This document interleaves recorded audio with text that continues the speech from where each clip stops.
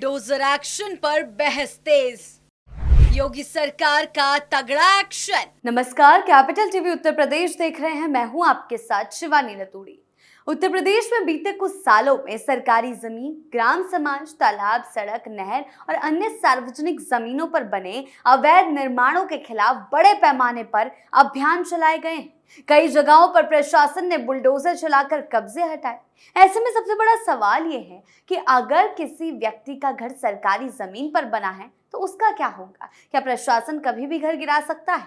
क्या नोटिस देना जरूरी है? और लोगों का क्या अधिकार है? किस तरह से वो इस मामले को सुलझा सकते हैं? ये पूरा मामला केवल यूपी सरकार की नीति से नहीं बल्कि सुप्रीम कोर्ट और हाई कोर्ट के आदेशों से भी जुड़ा हुआ है। लेकिन इससे पहले कि हम आगे बढ़े, एक बात साफ समझ लेनी जरूरी है। सुप्रीम कोर्ट की नोटिस और सुनवाई वाली सुरक्षा हर तरह की सरकारी जमीन पर लागू नहीं होती। हाँ, सड़क, फुटपाथ, तालाब, नहर और रेलवे की जमीन पर बने कब्जों को इस सुरक्षा से बाहर रखा गया है। सरकारी जमीन वो जमीन होती है जिसका मालिकाना हक राज्य सरकार, केंद्र सरकार, ग्राम पंचायत, विकास प्राधिकरण, नगर निगम, सिंचाई विभाग, रेलवे या किसी सरकारी संस्था के पास होता है। इसके अंतर्गत कई सारी जमीनें शामिल हो सकती हैं। ग्राम समाज की जमीन शामिल हो सकती है, चारगाह, भूमि, तालाब और पोखर, सड़क और फुटपाथ, नहर और सिंचाई विभाग की जमीन, रेलवे जमीन, वन विभाग की जमीन, विकास प्राधिकरण की आरक्षित जमीन। और अगर कोई भी इंसान, कोई भी व्यक्ति बिना परमिशन इन जमीनों पर निर्माण करता है तो उसे अतिक्रमण माना जाता है। लेकिन जैसा आगे बताया गया है, इनमें से हर तरह की जमीन पर कानूनी सुरक्षा एक जैसी नहीं है। अवैध कब्जा और वैध मकान में क्या अंतर है? अवैध कब्जा जमीन सरकारी हो और उस पर बिना परमिशन निर्माण किया गया हो, नक्शा पास ना हो, राजस्व रिकॉर्ड में नाम दर्ज ना हो, पट्टा या स्वामित्व का कोई भी वैध अधिकार या वैध दस्तावेज ना हो। और वैध मकान क्या होता है? जमीन का मालिकाना हक हो या वैध पट्टा हो, राजस्व अभिलेखों में नाम दर्ज हो, नगर निकाय या विकास प्राधिकरण से आवश्यक अनुमति यानी कि परमिशन ली गई हो, निर्माण नियमों का पालन किया गया हो। कई बार मकान निजी जमीन पर बना होता है लेकिन नक्शा स्वीकृत नहीं होता। ऐसे मामलों में पूरा मकान अवैध नहीं माना जाता बल्कि निर्माण का संबंधित हिस्सा नियमों के विरुद्ध माना जा सकता है। यूपी सरकार की नीति क्या कहती है? योगी सरकार ने सार्वजनिक जमीनों को अतिक्रमण मुक्त कराने के लिए विशेष अभियान चला रखा है। राजस्व विभाग, नगर निकाय, विकास प्राधिकरण और पुलिस संयुक्त रूप से कार्रवाई करते हैं।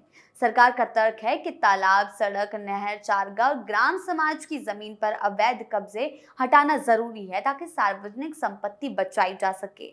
हाल के सालों में हजारों हेक्टेयर सरकारी जमीन को कब्जा मुक्त कराने का दावा किया गया है। हालांकि कार्रवाई करते समय प्रशासन को कानूनी प्रक्रिया का पालन करना जरूरी है, लेकिन ये प्रक्रिया किस तरह की जमीन पर कितनी लागू होती है, ये समझना भी जरूरी है। सुप्रीम कोर्ट की गाइडलाइन असल में किसके लिए है? 13 नवंबर 2024 को सुप्रीम कोर्ट ने directions in the matter of demolition of structure मामले में पैन इंडिया दिशा निर्देश जारी किया।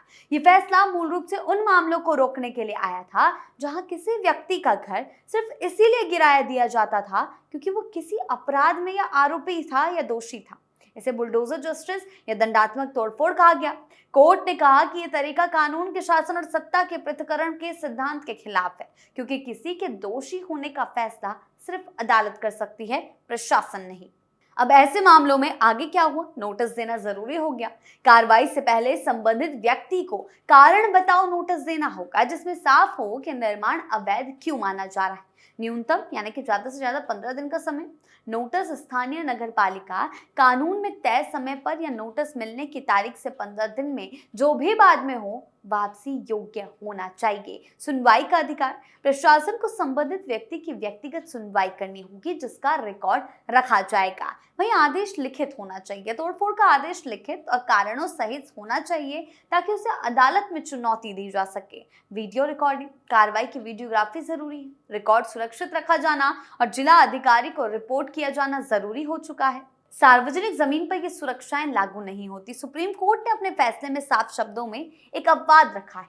ये दिशा निर्देश उन अनधिकृत निर्माणों पर लागू नहीं होते जो सड़क, गली, फुटपाथ, रेलवे लाइन के किनारे या किसी नदी, तालाब, जलाशय जैसी सार्वजनिक जगह पर बने हो, और ना ही उन मामलों पर जहां किसी अदालत ने पहले से तोड़फोड़ का आदेश दे रखा हो। इसका सीधा मतलब है तालाब, सड़क, नहर, फुटपाथ, रेलवे जमीन पर बना अतिक्रमण, इस पर प्रशासन बिना 15 दिन के कारण बताओ नोटिस के भी कार्रवाई कर सकता है। यहाँ सुप्रीम कोर्ट की ये विशेष सुरक्षा लागू नहीं होती।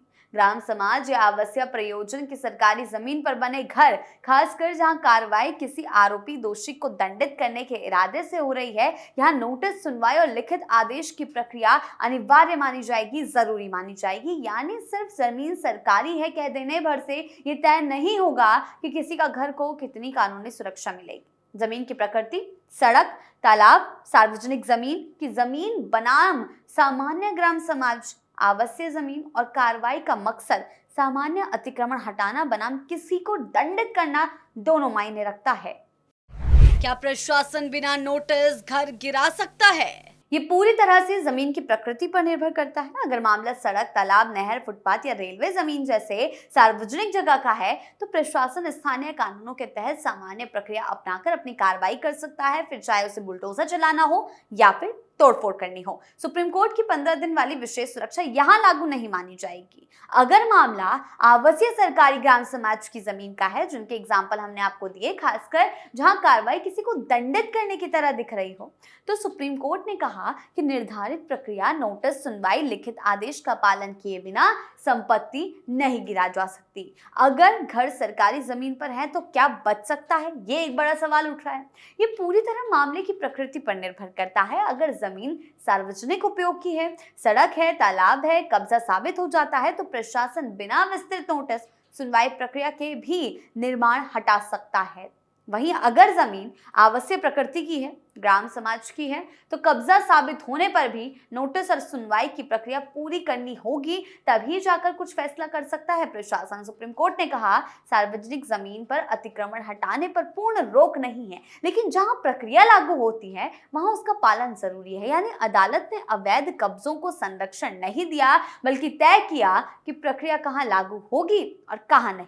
जिन मामलों में नोटिस, सुनवाई की प्रक्रिया लागू होती है वहां व्यक्ति के पास क्या अधिकार होते हैं? दस्तावेज प्रस्तुत करने का अधिकार होता है, स्वामित्व, पट्टा, खतौनी, रजिस्ट्री या अन्य रिकॉर्ड पेश कर सकता है, जवाब देने का अधिकार, प्रशासन के आरोपों पर लिखित जवाब दिया जा सकता है, सुनवाई का अधिकार होता है, संबंधित अधिकारी के सामने अपना पक्ष रखने का अवसर मिलता है, अदालत जाने का अधिकार होता है। अगर कार्रवाई गलत लगती है तो व्यक्ति जिला अधिकारी के समक्ष अपील, राजस्व न्यायालय, सिविल कोर्ट या हाई कोर्ट का दरवाजा खटखटा सकता है।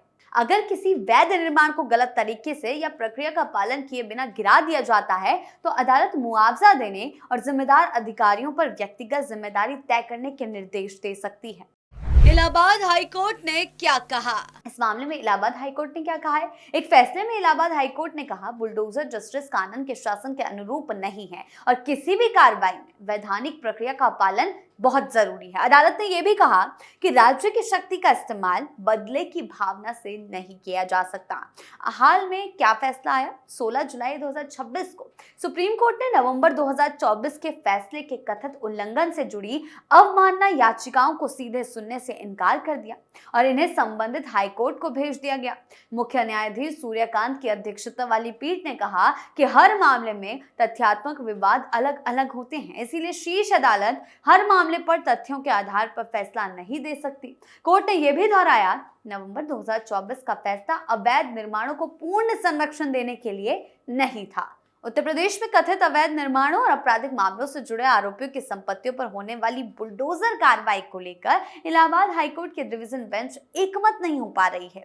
जस्टिस अतुल श्रीधरन और जस्टिस सिद्धार्थ नंदन ने इस मामले में अलग अलग निष्कर्ष दिए। दोनों न्यायाधीशों के मतभेद के चलते प्रकरण को अंतिम निर्णय के लिए किसके पास सौंप दिया? चीफ जस्टिस के समक्ष भेज दिया। अब चीफ जस्टिस तय करेंगे कि सुनवाई किसी तीसरे न्यायाधीश से कराई जाए या नई बेंच गठित की जाए।